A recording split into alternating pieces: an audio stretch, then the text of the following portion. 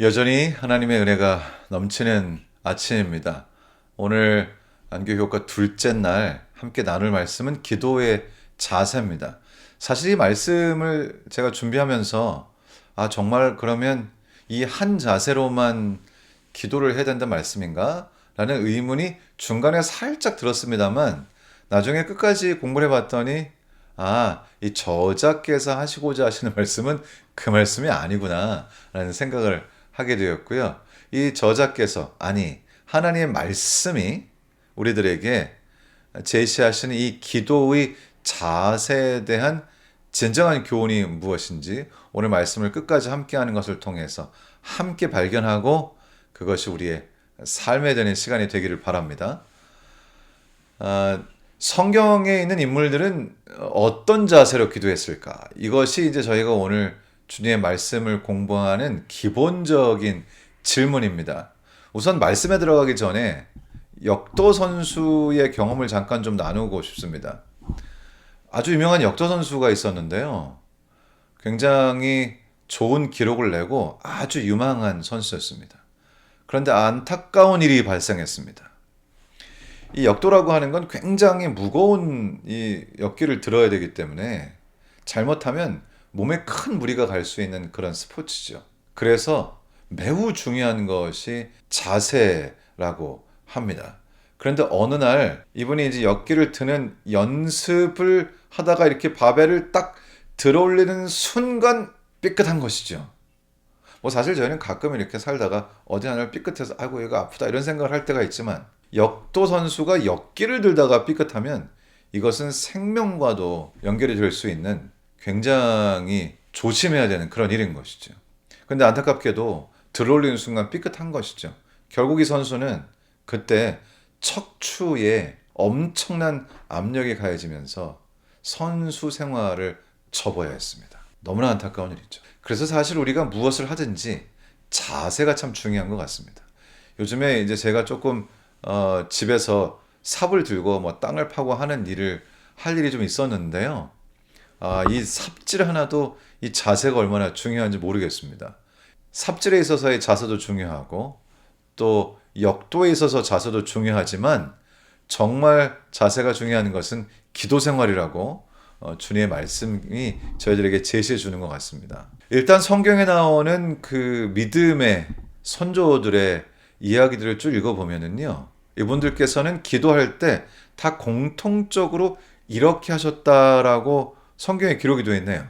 다니엘, 예수님, 스데반, 베드로, 바울 이분들이 다 동일하게 기도를 하실 때마다 취하셨던 자세는 무릎을 꿇는 자세였습니다. 다니엘 6장 10절에 보면 하루 3번씩 무릎을 꿇고 기도하며 그의 하나님께 감사하였더라라고 기록이 되어 있습니다.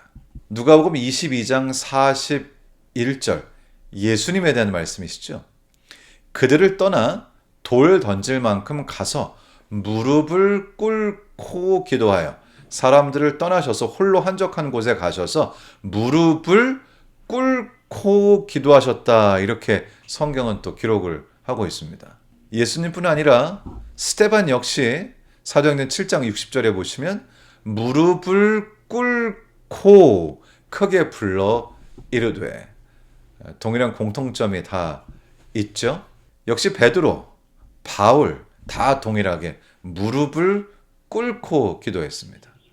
이 말을 한 후 무릎을 꿇고 그 모든 사람들과 함께 기도하니 바울 자신뿐만 아니라 함께했던 모든 사람들이 무릎을 꿇고 하나님께 기도했습니다. 그런데 여기서 우리가 한 가지 주의해야 될 점이 있습니다. 무릎을 꿇는다는 것은 단순히 실제로 우리의 무릎이 바닥에 닿았다 하는 것이 가장 중요한 점은 아니라는 것이죠. 때때로 우리가 살다 보면 예수님께서 때때로 하셨던 것처럼 서서 하늘을 우러러서 기도를 하게도 됩니다. 저는 가끔씩 또 그렇게 하기도 합니다. 또 손을 들어서 회중들을 축복하는 기도를 하기도 하고요. 어떤 때는 운전을 하고 가면서도 우리 주님께 기도하고 주님과 대화할 때가 있습니다. 사실 이렇게 무릎을 꿇었다고 하는 것은 무릎을 꿇는 자세만 중요하다라고 하는 것을 이야기하는 것이 아니고요. 왜 주로 무릎을 꿇었을까? 무릎을 꿇었다는 것은 무슨 의미일까? 하는 것을 이해하는 것이 매우 중요합니다. 때때로 우리의 상황이 무릎을 꿇을 수 없는 상황이 되었을 때 우리는 다른 자세로 기도할 수 있습니다. 하지만 그럴 때에도 무릎을 꿇는 자세가 표현하는 그 마음의 본질적인 자세가 무엇인가를 이해하고 그 동일한 마음의 자세로 하나님께 기도할 수 있다는 것입니다. 우리 하나님께 왜 무릎을 꿇을까요? 그 첫 번째는 나는 하나님을 경외합니다. 정말 주님 앞에 서면 하나님의 그 위대하심에 내가 압도되고요. 주님은 나와 전혀 다른 존재이시고 정말 하나님은 위대하시고 놀라우시고 전지전능하시고 정말 내가 압도되는 그런 존재이십니다. 라고 하는 이 사실을 우리 하나님 앞에 우리의 자세로 표현하는 것이죠. 그래서 이사야나 에스겔이나 하나님의 임재를 직접 경험했던 선지자들은 그 앞에서 완전히 무릎을 꿇고 거의 엎드려지는 그런 경험을 하게 된 것입니다. 우리가 기도할 때 친구에게 하는 것처럼 마음을 펴놓는 것이 기도가 맞습니다만 우리의 기도 속에 우리 하나님은 우리가 경외하는 말로 표현할 수 없는 놀라우신 정말 경외스러운 그런 분이라고 하는 사실을 잊지 말아야 한다는 것이죠. 또 하나는 겸손입니다. 겸손이라고 하는 것은 두 가지 의미가 있는데요. 성경에 겸손이라고 하는 단어를 그 문맥에 따라서 공부를 해보면 두 가지, 하나는 나 자신을 낮춘다는 의미가 있습니다. 그런데 거기에 하나가 더 있는데요. 나 자신을 낮춘다는 의미도 있지만은 또 하나, 주님께서 나를 어디로 인도하시든지 나는 그 길을 따라가겠습니다. 주님께서 나를 향해 가지고 계신 계획은 내가 이해하지 못할지라도 가장 최선의 길입니다라고 하는 것을 인정하는 것을 또한 겸손이라고 한다고 성경 원어 사전이 그렇게 표현하고 있습니다. 우리가 무릎을 꿇는다고 하는 것은 우리의 겸손한 마음을 주님께 보이는 것인데요. 그것을 통해서 나 자신을 낮추고 그리고 주님께서 어떤 길로 인도하시든지 그 길이 나에게 가장 좋은 길임을 인정하고 그대로 따라가겠다는 마음을 우리 주님께 드러내는 것입니다. 내면적 정서, 내 마음 속에 있는 것을 우리 하나님께 겉으로 드러나는 표현을 통해서 보여드리는 것이죠. 경외하는 마음, 겸손한 마음, 순종하며 따라가겠다는 그런 나의 모든 마음을 나의 자세를 통해 표현하는 것입니다. 그리고 우리 주님께서 무엇을 하시든지 우리는 그 주시는 말씀에 또 주님께서 우리에게 주시는 이 음성에 그대로 순종하겠다고 하는 우리의 결심을 표현하는 것입니다. 그래서 우리는요, 어떤 자세로 기도하게 되든지 반드시 무릎을 꿇고 있지 않더라도 이 무릎 꿇은 자세의 정신을 하나님께 보이며 기도할 수 있습니다. 이러한 정신을 하나님께 기도할 때 반영하여 기도하는 것이 핵심이라고 말씀을 하시는 것입니다.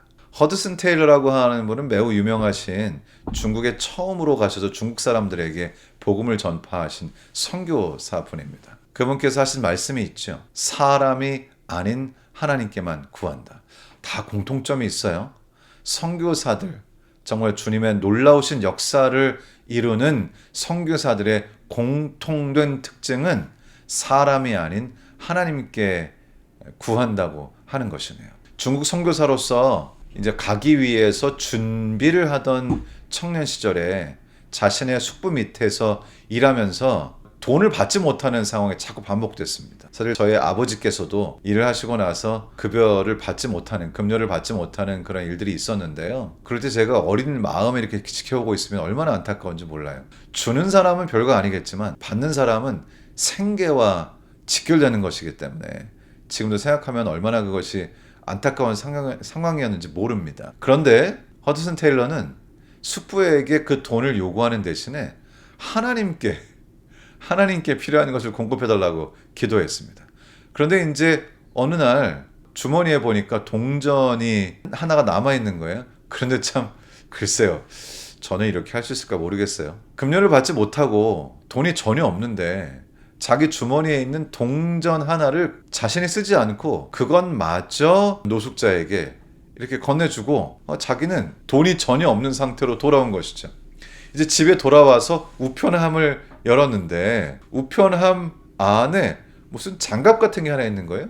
그래서 장갑을 꺼내봤더니 장갑 안에 돈이 들어있었던 것이죠. 어떻게 해서 이런 일이 생겼는지는 이 허드슨 테일러 선교사님 자신도 전혀 몰랐습니다. 그렇지만 한 가지 분명한 것은 사람을 의지하지 않고 하나님을 신뢰했을 때, 보이는 것을 의지하지 않고 온전히 하나님께 의지하고 순종했을 때 하나님의 역사가 있었다는 것이죠. 그래서 이런 경험들을 통해서 나는 이제 하나님을 온전히 의지하고 결코 사람을 의지하지 않겠다라고 하는 원칙을 세우고 선교의 일을 하시게 됩니다. 사람에게 도움을 구하지 않고 오직 기도를 통해 하나님께 구하라. 그래서 이분은 다른 선교사들도 물론 그렇게 했겠지만 이번엔 특별히 아주 철저하게 이 원칙을 지켰고요. 별도의 요청 없이 2천만 달러, 엄청난 돈입니다. 그 당시로 따지면 2천만 달러의 후원을 받았고 1932년 침례받은 중국인이 10만 명에 이르렀다고 합니다. 한 사람의 기도로, 한 사람의 기도의 원칙을 통해서 중국에 놀라운, 정말 표현하기 힘든 하나님의 역사가 있었다는 것이죠. 물론 우리가 선교사들은 아닙니다만 우리도 동일한 원칙을 세울 수 있습니다. 그런데 여기서 한 가지 주의할 점이 있습니다.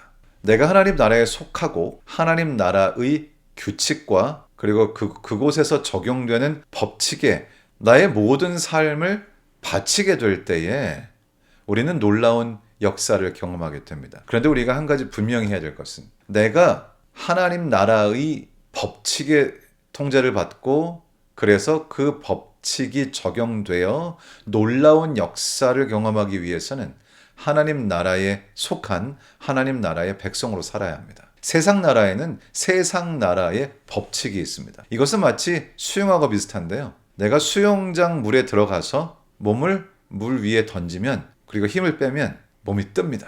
왜냐하면 물속에서 적용되는 법칙이 있기 때문이죠. 그런데 만약에 내가 물 밖에 나와서 시멘트 바닥에 있는 곳에서 물에서 하는 것처럼 몸을 던진다면 저는 그 바닥으로 떨어지고 많이 다칠 겁니다. 왜냐하면 그것은 다른 법칙이 적용되기 때문이죠. 내가 뜨고 싶다면 물속에 들어가서 해야 되고요.